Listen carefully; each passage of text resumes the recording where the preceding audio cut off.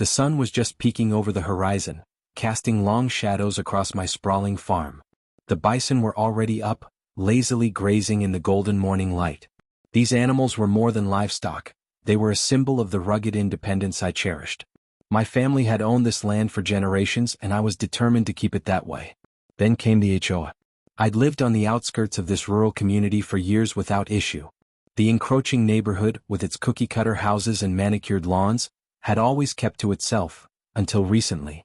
Karen, the newly minted HOA president, had taken it upon herself to civilize the area, as she so eloquently put it. It started with petty letters about unsightly equipment on my property. Translation: my tractors and hay bales weren't Instagram-worthy. Then there were complaints about the smell of the livestock, as if living near a farm wasn't part of the deal when you moved to the country. But the last straw came in the form of a bright yellow piece of paper taped to my mailbox, a fine for my farm fence. I stared at the notice, disbelief giving way to anger. The fence had been there for decades, long before the HOA even existed. It was sturdy, practical, and completely within the property lines. The fine wasn't just ridiculous, it was an insult. Determined to get to the bottom of it, I drove to the HOA office that afternoon. The receptionist, a young woman with a permanent scowl, barely looked up as I approached the desk. "I'm here to speak with the president," I said, slapping the fine notice down in front of her. "She's in a meeting," the receptionist replied flatly. "You'll need to make an appointment." I leaned in, my voice low but firm. "Tell her I'm not leaving until I get some answers." A few minutes later, Karen appeared. She was all business, her perfectly tailored blazer and clipboard practically screaming authority. "Mr. Carter," she said with a tight smile. "What seems to be the problem?" "This," I said, holding up the fine notice. "Why am I being fined for my fence?" Karen glanced at the paper, then back at me. "Your fence violates HOA regulations," she said matter-of-factly. "My fence has been here longer than this neighborhood," I shot back. "What regulation could it possibly violate?" She adjusted her glasses, flipping through her clipboard. "According to our guidelines, fences must adhere to specific aesthetic standards. Yours is rustic." "Rustic?" I repeated, my voice rising. "It's a farm fence. This is a farm. What do you expect? A white picket fence with roses?" Karen's expression didn't waver. "Rules are rules," she said. "You'll need to replace it or face additional fines." I took a step closer, narrowing my eyes. "Let me make something clear, Karen. That fence isn't going anywhere. And if you think you can bully me into compliance, you've got another thing coming." She didn't flinch, but I could see a flicker of uncertainty in her eyes. "We'll see about that," she said, turning on her heel and walking away. On the drive home, I mulled over my next move. The fine wasn't the real issue, it was the principle of the thing. Karen and her HOA cronies thought they could push me around because I didn't fit their suburban ideal. They wanted my farm to blend in, to conform. Well, I had no intention of conforming. As I pulled into the driveway, the bison ambled over to the fence, their massive heads bobbing in curiosity. An idea began to take shape, one that would remind Karen, and the entire HOA, that this was still my land and I wasn't someone they could intimidate. If they didn't like my fence, they were really going to hate what came next. "You said." The day after my run-in with Karen, I threw myself into researching the legalities of her ridiculous fine. I wasn't about to let her, or anyone else in the HOA, dictate what I could or couldn't do on my own property. Sitting at my kitchen table, surrounded by old property deeds, zoning maps, and the HOA's so-called guidelines, I quickly realized something. The HOA was overstepping its authority. My farm wasn't technically within their jurisdiction.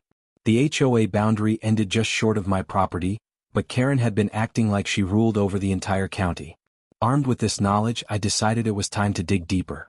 I reached out to a local attorney who specialized in property disputes, a sharp-witted guy named Hank. Over the phone, I explained the situation and he let out a low chuckle. "Sounds like your HOA president is drunk on power," he said. "If what you're saying is accurate, she doesn't have a leg to stand on. Send me the details and I'll draft a response." Feeling emboldened, I decided to pay a visit to my neighbors, many of whom had their own run-ins with Karen. The stories they shared were infuriating. Fines for unapproved flower beds, demands to repaint houses in specific colors, and even a ban on children's chalk art on driveways.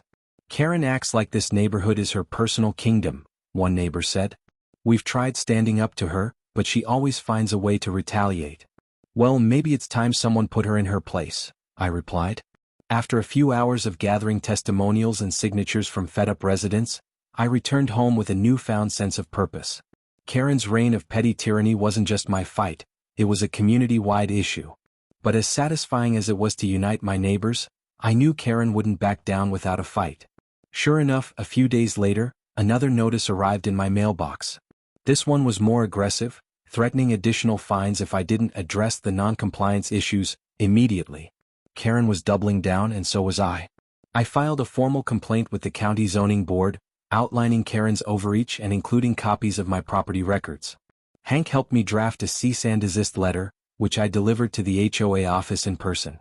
Karen's smug smile disappeared when she saw the official letterhead, but she still tried to act unfazed. "This isn't over," she said as I walked out. She was right, it wasn't.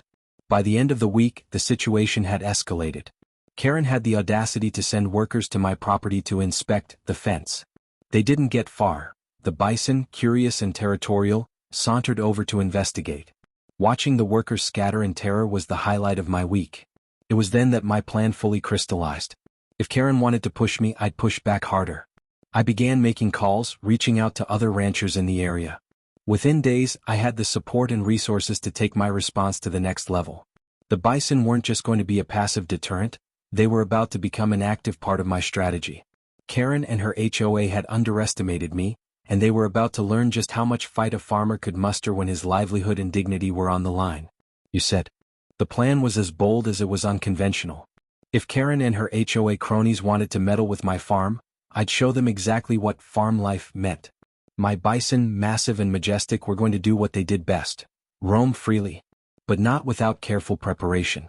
This wasn't about chaos, it was about sending a message. Over the next few days, I worked to ensure the Bison's safety while making sure my actions remained within the bounds of legality. I consulted Hank, my attorney, who assured me that as long as my animals were on my property or areas I had legal access to, I wasn't breaking any laws. "You're walking a fine line," Hank said, smirking as he reviewed my plans. "But technically they can't do much about it. Just be ready for some noise, both figurative and literal." I started by building a temporary gate that opened onto the grassy expanse bordering the HOA's community park. That land was part of an easement, which I still legally owned but had allowed public use of out of goodwill. It seemed fitting to revoke that goodwill given Karen's antics. On a crisp Saturday morning, I put my plan into motion. With the Bison grazing lazily in their usual paddock, I opened the gate and led them toward the grassy easement. At first, they hesitated, but a little coaxing and a few strategically placed feed buckets got them moving. The sight of the Bison roaming near the park was enough to cause a small neighborhood uproar. Parents pulled their kids away from the swings, residents gawked from their porches, and Karen herself came storming toward the edge of the park, clipboard in hand. "You can't let these animals loose here," she shrieked, her voice climbing several octaves. "This is a community space." "No, Karen," I said, leaning against the fence with a grin. "This is my land. Remember that little detail you conveniently ignored?" She sputtered, flipping through her clipboard as if it held the magical solution to her predicament. "This is a violation of everything." "It's a violation of nothing," I shot back. "These animals are grazing on my property just like they've done for years. The easement allows for shared use, but I'm under no obligation to maintain that agreement when the HOA keeps harassing me." Karen stomped her foot in frustration, but she couldn't argue with the facts. The Bison, oblivious to the drama, continued grazing peacefully, their sheer presence making an unmissable statement. Over the next few days, the Bison became the talk of the neighborhood. Most residents found their presence amusing or even charming, snapping pictures and sharing them online. Karen, however, was livid. She lodged complaints with the HOA, the county, and even animal control, all of which amounted to nothing. "They're not a public hazard," the animal control officer told her, exasperated. "If anything, you're lucky they're so docile." Despite Karen's best efforts, my plan worked. The neighborhood rallied around me, tired of Karen's relentless overreach. Residents who had once avoided confrontation now saw her for what she was, a petty tyrant who'd finally met her match. But I wasn't finished yet. Using the momentum I'd gained, I partnered with several neighbors to file a formal petition demanding Karen's removal as HOA president. The petition highlighted her abuses of power, including the illegitimate fine for my fence and her attempts to encroach on private property. As we collected signatures, I continued to let the Bison graze near the park, their peaceful presence serving as a constant reminder of who truly owned the land. By the time the petition reached the HOA board, it had garnered overwhelming support. Karen had underestimated me, and my bison, you said. The HOA board meeting to review the petition against Karen was packed. Word had spread quickly, and the community was eager to witness the showdown. Karen sat at the front of the room, her usual confidence diminished but not entirely gone. She clutched her clipboard as if it could shield her from what was coming. The board members, now visibly frustrated with Karen's antics, began by acknowledging the petition. Mrs. Jenkins, one of the more level-headed board members, addressed the room. "We've received a formal petition from Mr. Carter and numerous other residents citing misconduct by Karen in her role as HOA president," she said. "Tonight, we'll hear arguments from both sides before voting on her removal." Karen immediately stood, her face flushed. "This is absurd," she exclaimed. "This is nothing but a smear campaign orchestrated by a disgruntled farmer who refuses to follow the rules." I stood up, carrying a stack of documents. "If that's the case, Karen, why do I have evidence of your overreach, fabricated fines, and unauthorized actions?" I walked to the front of the room and handed copies of my property records, the HOA's boundary maps, and photos of Karen trespassing to each board member. "These documents prove that Karen fined me for a fence that's on land outside HOA jurisdiction," I said, my voice calm but firm. "She overstepped her authority not just with me, but with multiple residents who have shared similar stories." The board murmured as they examined the evidence. Karen glared at me, her facade cracking. "That fence is an eyesore," she snapped, but her voice lacked the conviction it once held. "It's my property," I countered, "and more importantly, it's within my rights. What isn't within your rights is attempting to control land you don't own." I turned to the room, addressing the neighbors who had gathered. "Karen's actions have cost us all. She's turned this community into her personal fiefdom, fining us for petty infractions and ignoring the real needs of the neighborhood. It's time for a change." Applause erupted from the crowd, and Karen's face turned an even deeper shade of red. Mrs. Jenkins raised her hand for silence. "Karen, do you have a defense against these accusations?" Karen stammered, flipping through her clipboard, but she couldn't produce anything substantial. "This is all blown out of proportion," she finally said. The board wasn't convinced. After a brief deliberation, they called for a vote. It was unanimous. Karen was removed as HOA president.